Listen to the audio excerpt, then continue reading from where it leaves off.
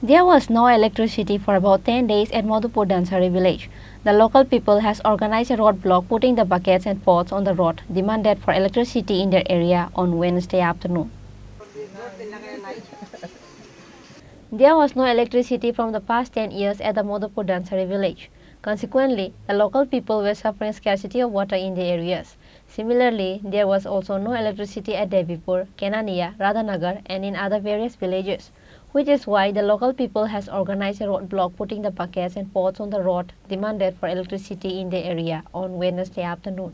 Because of that, they have also stopped the electric department vehicle on Thursday, asking them why there was no electric service in the areas for about 10 days. 10 দিন ধরে জল টল আয় না, current নাই, তারা 10 metre লাগাই দিয়েছে না, নতুন লাগাই দিয়ে তো লাগাই দিয়েছে না, এটা ঠিক করে দিয়ে যায়, এটা আয় না যা তার 10 মিনিট তাহে টাকা টাকা জায়গা বাচ্চারা স্কুলে যাইতে অসুবিধা হয়, স্কুলে যাইতে পারে না জলের লাগি, পড়াশোনার অসুবিধা হয়, রাত্রে তো গরম লাগে, পড়াশোনা না করলে তারা কেমনে করবো?